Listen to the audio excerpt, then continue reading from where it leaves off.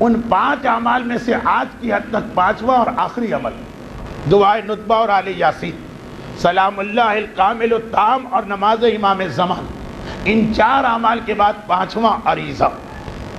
ایک عبارت لکھی ہوئی ہے جو ہم امام کی خدمت میں پیش کر رہے ہیں، اس کا خلاصہ میں نے بتا دیا۔ خلاصہ یہ ہے، اور ہر ایک کے ذہن میں یہ عقیدہ، لیکن بہت کم لوگوں کی توجہ ہوتی کہ اس پرچے پر یہ لکھا ہے جس کے اوپر میں سائن کر رہا ہوں، اور اگر عریضے کی عبارت یہ آدمی وقتاً فوقتاً دہراتا رہے تو ہمارا اور امام کا رشتہ کٹنے نہ پائے۔ وہ عبارت یہی کہ جو مصیبت ہے مولا میں تو آپ کے پاس آؤں گا، یہ چیز اگر بار بار یاد آتی رہے، 15 شعبان کو عریضہ ڈالتے، ہر سال 15 شعبان ہی کو اگر یہ بات یاد آتی رہے کہ ہر مصیبت میں ہمیں تو دوڑ کے وہاں جانا، اور باقاعدہ اس کے ساتھ پس منظر، کیونکہ اللہ نے آپ کو حجت بنایا، اللہ نے آپ کو وسیلہ بنایا، آپ کے ذریعے مصیبتیں دور ہوتی، وہ عقیدہ تازہ ہوتا رہے گا۔ عریضے کا اپنا فائدہ کہ آپ کی پریشانیاں دور ہو، وہ اپنی جگہ، لیکن جو اصل میرا موضوع، یہ عریضہ ہم کو امام زمانہ سے ملائے رکھتا، بار بار وہ عقیدہ تازہ ہو رہا، بار بار وہ ساری باتیں آ رہی کہ اگر وہ یاد رہیں تو سارے مسئلے ہی ہمارے حل ہو جائیں۔ یہاں ہمارا ایک امام ہے جو ہمارے اور اللہ کے بیچ کا وسیلہ، ہمیں اپنے آپ کو اس سے ملا کے رکھنا، یہ عریضہ۔ اور اسی لیے عریضے کا اصل میں 15 شعبان سے کوئی تعلق نہیں۔ یہ جملہ میں کئی دفعہ کہہ چکا ہوں، لیکن آج بات ہو رہی ہے تو اس کو مکمل کر دیں۔ عریضے کا 15 شعبان سے کوئی تعلق نہیں، شاید ہی کسی حدیث میں ہو، مجھے یاد نہیں پڑتا کہ 15 شعبان کو عریضہ ڈالو۔ عریضے کا تعلق صرف یہ کہا گیا کہ جب بھی تمہیں کوئی مصیبت پیش آئے، بچہ تکلیف ہوتی ہے دوڑ کے ماں کی طرف جاتا، مومن کو مصیبت آتی ہے وہ دوڑ کے اپنے امام کی جانب جاتا۔ ہر مصیبت کے وقت عریضہ ڈالنا، ہر پریشانی کے وقت۔ 15 شعبان کیونکہ امام کی رات اور امام کا دن ہے، اس لیے ہم ان کو اور یاد کرتے ہیں، کیونکہ جیسا کہ میں نے کہا کہ عریضے میں خالی حاجت اور دعا کا پہلو نہیں، عقیدے کے فریش کرنے کا بھی انتظام۔ یاد دلایا جا رہا ہے کہ امام ہیں کون جن کی خدمت میں یہ پیش کر رہے، عقیدہ بھی اس کے ذریعے محفوظ ہو رہا ہے، اس لیے 15 شعبان۔ ورنہ 2 روایتیں آئی ہیں عریضے کے بارے میں، یعنی روایتوں میں کا خلاصہ 2 چیزیں، 2 موقعوں پہ عریضہ ڈالنے کا حکم ہے، یا تو جب کوئی مصیبت آئے، اور یا ہر ہفتے میں 1 مرتبہ، وہ ہے 15 شعبان نے ہر ہفتے میں 1 مرتبہ۔ اور اس کے لیے 3 وقت بتائے گئے ہیں کہ یہ 3 وقت بہتر ہے: جمعرات کی سے پہر، جمعے کی صبح یا ہفتے کی صبح۔ یہ ہمیں ایک چوائس دیا گیا ہے، ان میں بیچ والا سب سے بہتر، لیکن کہا گیا کہ عریضہ جب ایک تو مصیبت وہ تو جب آئے، بدھ ہو کہ پیر ہو کہ منگل ہو کہ صبح ہو کہ شام ہو کہ رات ہو کہ دن، اور اگر اس وقت فرض کیجئے کوئی پریشانی نہیں ہے اس ہفتے آپ کو، پھر عادت کے طور پر جیسے دعائے ندبہ ہر جمعے کو پڑھنا، تو اس کے لیے بھی سال میں ایک 15 شعبان نہیں رکھا گیا، ہر ہفتے میں ایک عریضہ ڈالا۔ اور بہترین وقت اب کبھی بھی ڈال دیں، لیکن روایتوں میں بہترین وقت ہے ان 3 میں سے کوئی ایک، جمعرات کی سے پہر یعنی جمعہ شروع ہونے والا۔ اصول اسلامی کتنی بار دوہراؤں کہ جمعے کا دن شروع ہوتا ہے فجر سے نہیں، ابھی جو آپ نے آج افطار کیا تھا جمعے کا دن شروع ہو چکا، 24 گھنٹے جمعے والے، تو جمعرات کی سے پہر یعنی جمعے کے قریب قریب، یا جمعے کی صبح جو ظہور امام کا اصلی وقت ہے، کہ اگر امام مکے میں ظاہر ہوں گے تو فجر کا وقت یہاں پر ہو سکتا ہے کہ اطلاع آنے میں ہم کو 1 گھنٹہ لگے، تو عین وہ وقت ظہور یا ہفتے کی صبح، کیونکہ بعض روایتوں میں یہ بھی کہ شاید ظہور امام ہفتے کو ہو، تو ہر ہفتے میں ایک عریضہ۔ جس طرح گزشتہ اعمال بھی، گزشتہ جمعرات کی تقریر کے اعمال روزانہ کے نہیں، ہفتے میں 1 بار کے، روزانہ کریں تو اچھا، لیکن وہی کہ اسلام کہتا ہے کہ اتنا بوجھ اپنے کندھوں پہ لو جو برداشت کر سکے اور جسے جاری رکھ سکے۔ جوش جوش میں آپ نے روزانہ دعائے ندبہ شروع کر دی، اس کا اختتام یہ ہوگا کہ پھر 1 ہفتے میں 1 بار بھی نہیں پڑھی جائے، دل اچاٹ ہو جائے گا۔ روز روز آپ نے زیارت وارثہ پڑھی، جس سے بہتر عمل کون سا، مگر اختتام یہ ہوگا کہ پھر بالکل ہی آپ کا دل نہیں چاہے، تو وہاں پہ کہ جہاں فوری طور پہ کوئی عمل کرانا ہو الگ، اور جہاں زندگی بھر عمل کروانا ہو وہاں تھوڑا تھوڑا بوجھ اسلام ڈالتا۔ تو اس اعتبار سے ہفتے میں ایک بار عریضہ بھی۔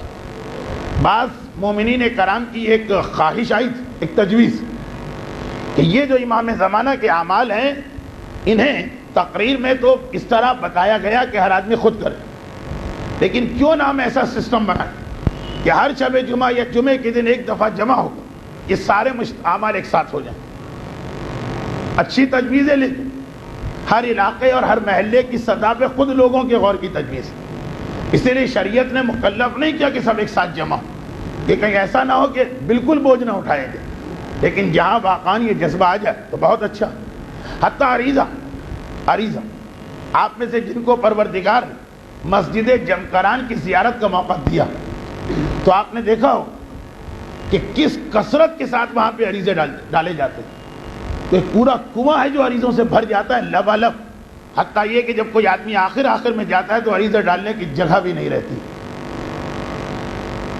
وہ ایک اجتماعی ماحول بنا ہفتے میں ہر ہفتے ہر منگل کو۔ اور اس سے یہ بات بھی ثابت ہو جاتی ہے جو اکثر آج کل ایک بات اٹھتی رہتی ہے عریضے کے حوالے سے، کہ عریضہ ہمیں اسلام کا حکم نہیں لگ رہا، اور دلیل یہ ہے کہ ایران اور عراق میں اس کو لوگ نہیں جانتے، یہ خالصتاً ہندوستان اور پاکستان کا کوئی رواج لگ رہا تو غلط۔ مسجد جمکران میں تو ہر شخص نے اپنی آنکھوں سے دیکھا کہ کس کثیر تعداد میں عریضے تقسیم ہوتے ہیں اور کس کثیر تعداد میں عریضے ڈالے جاتے ہیں۔ یہ کہنا کہ ایران کے لوگ عریضہ نہیں جانتے، یہ تو ایک چمکتے ہوئے سورج کا انکار کرنا۔ وہ تو اتنا عریضہ ڈالتے ہیں کہ کنویں پورے بھر جاتے ہیں عریضوں سے۔ یہ ہو سکتا کہ قبل انقلاب ایران کے اس ماحول میں جس کو شاہ اور اس کے باپ نے بالکل بدلا تھا، کچھ عرصے کے لیے یہ سلسلہ کٹ گیا، ورنہ عریضے کی جتنی روایتیں وہ ہمارے انہی علماء نے لکھی ہیں کہ جو یا عراق کے ہیں یا ایران کے۔ تو عریضہ، اچھا عریضے کے لفظی معنی ہیں درخواست پیش کرنا، پٹیشن، انگریزی میں جسے کہتے ہیں کوئی پٹیشن، درخواست پیش کرنا۔ چنانچہ اردو میں بھی کبھی کبھار انکساری میں کوئی کہتا ہے میں نے عرض کیا، یعنی میں نے آپ سے گزارش کی، میں نے آپ سے درخواست کی۔ عریضہ یعنی درخواست پیش کرنا۔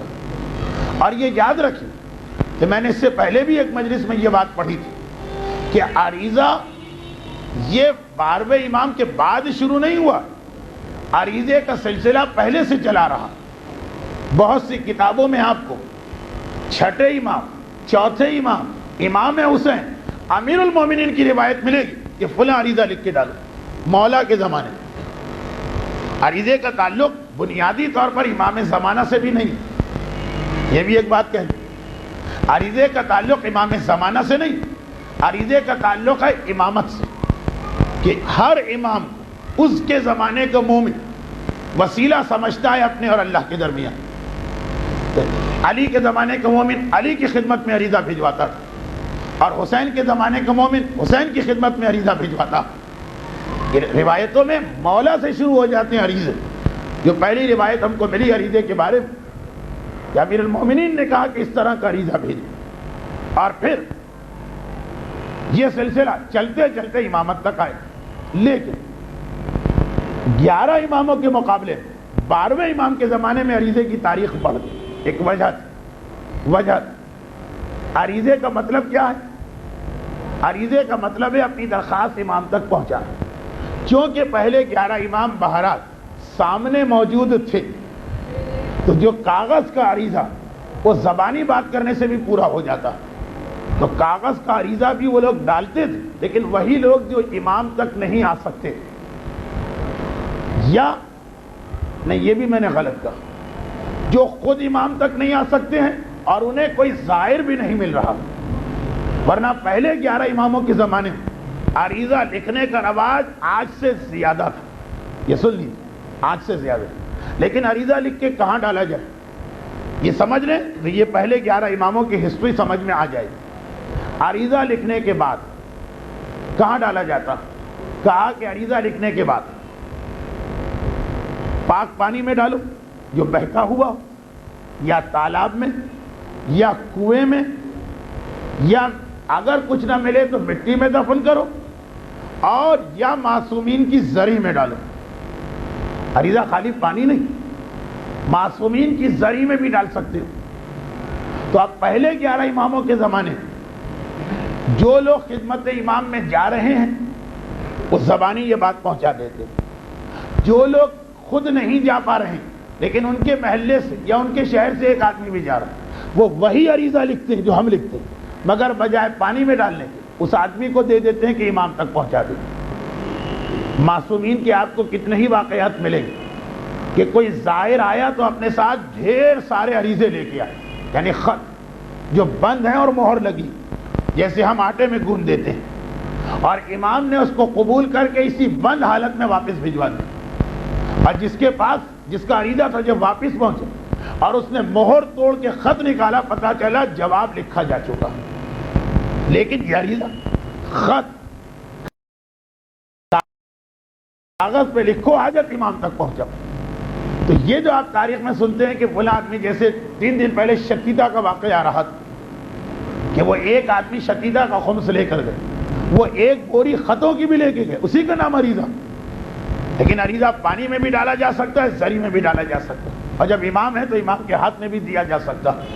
تو عریضہ, پہلی بات تو یہ ہے کہ اس کا کوئی تعلق خاص ہمارے زمانے کے امام سے نہیں, ہر امام سے, کہ جو ان کے زمانے کا مومن ہے, مولا فلاں حاجت آپ کے علاوہ کس کے پاس پیش کرو. لیکن غیبت میں جو وہ اب سلسلہ نہ رہا کہ ہم خود امام کے ہاتھ میں دیں, تو چیز وہی ہے, خط وہی, عبارت وہی, کاغذ وہی, اس کو بند کر کے اب ہم باقی جگہ دیتے ہیں. نہ خود امام کے زمانے میں بھی تھا کہ اگر تم خود نہیں جا سکتے ہو اور تمہارے شہر سے کوئی آدمی بھی نہیں جا رہا تو اپنے جو ظاہر امام ہے, چھٹے امام, ان کے نام عریضہ لکھ کے دریا میں ڈال دو, کنویں میں ڈال دو. وہاں بھی لوگ بھیجتے تھے عریضہ, لیکن چونکہ وہاں متبادل تھا, آج متبادل نہیں, اس لیے سارا اسی پہ زور. لیکن آج بھی یہ حکم کہ سب سے بہترین چیز پانی تو ہے, لیکن امام کی زری, کسی بھی معصوم کی زری, اور سرداب مقدس وہ تہہ خانہ جو سامرہ میں, وہاں پہ عریضہ لکھ کے, وہاں عریضہ رکھ کے آ جاؤ. ہمارا قطعاً یہ عقیدہ نہیں ہے کہ اس تہہ خانے میں امام غائب یا وہاں سے غائب ہوئے یا امام وہیں کہیں ہیں, نہیں.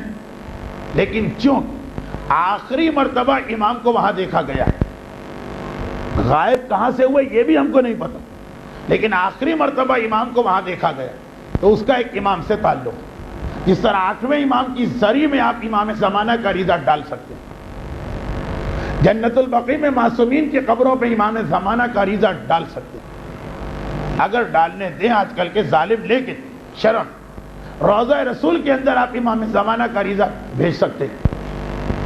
اسی طریقے سے اس سرداب میں بھی تو پانی واحد چیز نہیں, بلکہ اس کے علاوہ آپ ان تمام مقامات پہ عریضہ بھیجیں. اور یہ عریضہ جیسا میں نے کہا کہ دوہرا مقصد پورا کرتا, اگر اس کی عبارت آپ کے ذہن میں ہو تو بار بار وہ عقیدہ تازہ ہوتا رہتا کہ آج ہمارا امام ہے, وہی ہماری مصیبتیں دور کرتا, وہی ہماری حاجتیں پوری کرواتا, اسی کی وجہ سے ہم پریشانیوں سے بچتے ہیں.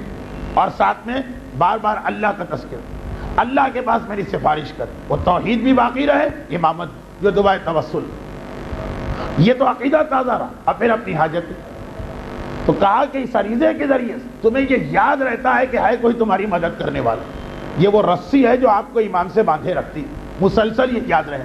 اور ہر ایک کو پتا کہ پریشانیوں میں انسان زیادہ شکر گزار ہوتا ہے جس نے اس کی پریشانی دور کی. عریضہ لکھیے امام کے نام اور پھر دیکھیے کہ حاجت کس طرح پوری ہو رہی.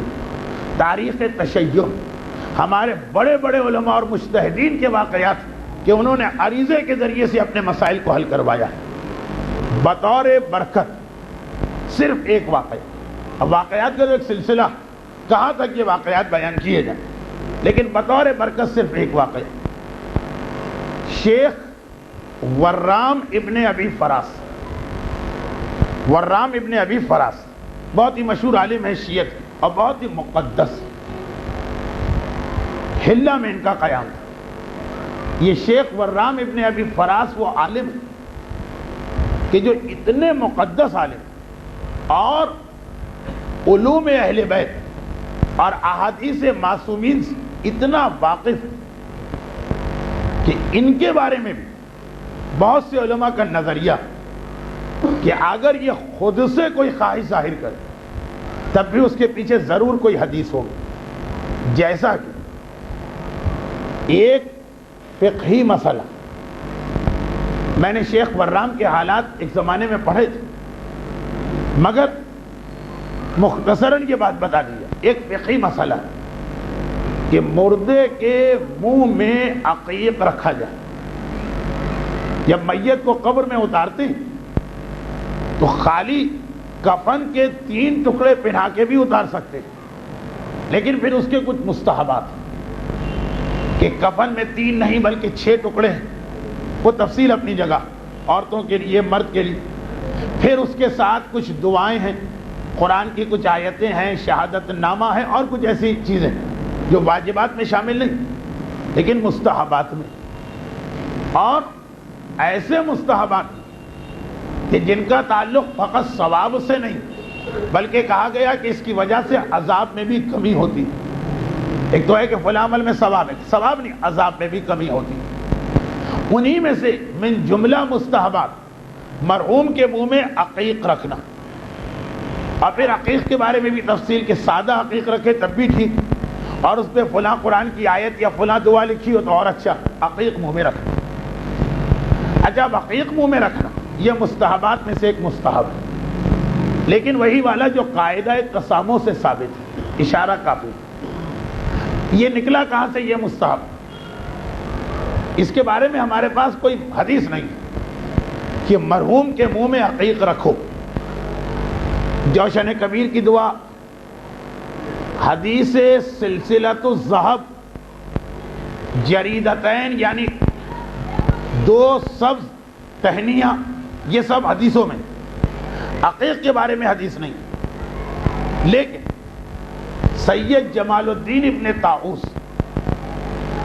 جو تاریخ تشیع کے 2 بھائی انتہائی مقدس علماء، جمال الدین اور رضی الدین ابن طاؤس، مفاتی میں آپ کو اکثر ان کا حوالہ نظر آئے کہ کتاب اقبال میں ابن طاؤس نے فلاں دعا بتائی. شیخ عباس قمی نے ان کا بہت ریفرنس دیا، بہت ہی مقدس عالم دونوں کے دونوں. انہوں نے یہ لکھا کہ ہمارے نانا نے یہ وصیت کی تھی کہ جب مجھے قبر میں اتار تو میرے منہ میں عقیق رکھنا. اور ہمارے نانا وہ کہ احادیث معصومین پہ اتنا حاوی کہ بغیر کسی حدیث کے وہ کوئی ایسی وصیت نہیں کر سکتے. چنانچہ ہمارے پاس حدیث نہیں لیکن ایسے عالم بے بدل اس کی وصیت دلیل ہے اس بات کی کہ یقیناً کوئی حدیث ہوگی، کیونکہ حدیثیں تو بہت زیادہ چھپا لی گئی. پوری ایک اہم ترین کتاب مدینۃ العلم غائب ہو گئی. تو یہ ابن طاؤس نے لکھا. چنانچہ بعد میں تمام علماء نے اسی کی تصدیق کی، اور ان کے نانا کا نام وہی ہے جن کا واقعہ پڑھ رہا ہوں، شیخ ورام ابن حبیب فراس. یہ ابن طاؤس کے نانا، اور ان ابن فراس کی اتنی سی وصیت ایک فقہی مسئلے کو ایجاد کرنے کا سبب بن گیا کہ عقیق کا رکھنا مرنے والے کو منکر و نکیر کے سوالات کا جواب دینے میں آسانی پیدا کرتا. تو خیر یہ وہ ابن ابی فراس ہے کہ جن کی ایک وصیت فقہ کا مسئلہ بنا. ایسے مقدس عالم. ان کے نواسے ابن طاؤس اور ان کی ساس کے شوہر، ان کی ساس کے والد شیخ توسی، کس عظیم عالم کا تذکرہ ہو گیا. شیخ توسی کی بیٹی کے داماد ہیں یہ ابن فراس. ان کا واقعہ، یہ حلہ میں رہتے ہیں مگر حلہ میں کوئی ظالم حکمران برسر اقتدار آ گئے اور اس نے آل محمد کے ماننے والوں کو چن چن کے شہید کرنا شروع کر دیا. چنانچہ شیخ ورام وہاں سے ہجرت کر کے بغداد آ گئے، لیکن بڑی پریشانی میں ان کے دن و رات گزر رہی. اب بغداد بھی کوئی صاحبان ایمان کے لیے محفوظ جگہ نہیں، چنانچہ اکثر یہ قبرستانوں میں زندگی گزار رہے ہیں. ابو العباس رشید واسطی، یہ بھی ایک مشہور شخصیت ہے، البتہ اس لیول کی نہیں ہے، اس کیلیبر کی نہیں ہے جو آپ نے ابھی نام سنے. وہ کہتے ہیں کہ میں شہر واسط سے سامرہ جانے کے ارادے سے نکلا، راستے میں بغداد رکا، اتفاقاً میری ملاقات قبرستان میں شیخ ورام سے ہو گئی۔ کس عظیم عالم سے میں نے ملاقات کر اپنے زمانے کے خوئی اور خمینی، فقہی اعتبار سے جو امام خمینی کا اسٹیٹس اور سیستانی، ایسے عالم سے ملاقات ہوئی قبرستان میں، جبکہ وہ اپنے آپ کو پوشیدہ کیے ہوئے، اور وہ بھی قبرستان بدلتے رہتے ہیں، چند دن یہاں چند دن وہاں۔ میں نے معلوم کیا کہ کیا آپ جیسا عظیم عالم، حلے کا سردار، رئیس، حوزہ علمیہ کا زعیم، اور اس طرح سے کہا کہ ہاں وہ مشکلات و پریشانیوں کا زمانہ، کہاں جا رہے تھے؟ میں نے کہا کہ سامرہ جا رہا ہوں۔ تو کہا کہ بس ایک زحمت تمہیں دینا چاہتا ہوں۔ یہ وہ وقت میرے اوپر آ گیا کہ امام زمانہ کے علاوہ کسی سے فریاد نہیں ہو سکتی، باقی سارے اعمال اور دعائیں تو جاری۔ عریضہ، اب یہ عریضہ رہ گیا، عریضہ میرے پاس تیار، سامرہ میں جاؤ اور سرداب مقدس کی زیارت کے لیے جب پہنچو تہ خانے میں تو میرا یہ عریضہ وہاں رکھتے، اور اگلی صبح کو ایک مرتبہ پھر اس سرداب میں جانا، اگر عریضہ اسی طرح موجود ہو تو لا کے مجھے دے دیں، اور اگر عریضہ وہاں نہ ملے تو بس پھر اپنے شہر جا سکتے۔ اب یہ ابو العباس رشید واسطی کہتے ہیں کہ میں نے شیخ ورام کا عریضہ بڑے احترام کے ساتھ لیا کہ اتنے بڑے عالم نے بہرحال مجھ سے ایک مدد لی ہے، میری فضیلت بڑھ گئی، اور پھر سفر طے کر کے سامرہ آیا، یہاں تک کہ وہ وقت آ گیا کہ مجھے سرداب مقدس میں زیارت کے لیے جانا تھا۔ شام کا وقت تھا، میں سرداب میں اترا، وہاں کے جو اعمال ہیں، دعائیں ہیں، زیارتیں، جو آپ کو مفاتی میں باقاعدہ چیپٹر ملے گا سرداب کے اعمال، وہ سب انجام دی اور عریضہ وہیں پہ رکھا۔ اور اگلی صبح فجر کے بعد، یعنی رات کو اس سرداب سے آنے والا آخری آدمی میں تھا، اور اگلی صبح کو فجر کے فوراً بعد جب یہ سرداب کھلا تو اس میں اترنے والا پہلا آدمی میں تھا، لیکن عریضہ وہاں پہ موجود نہیں تھا۔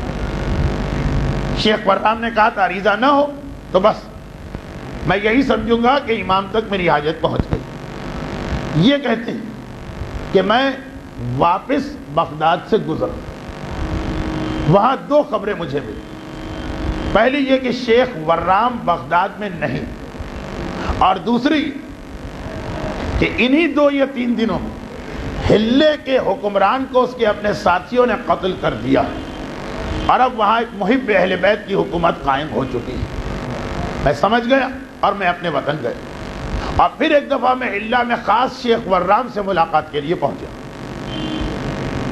جب میں وہاں پہنچا تو میں نے پہلی بات یہی کی کہ وہ جو آپ نے مجھے ایک خدمت دی تھی وہ میں نے آپ کا کام کر دیا۔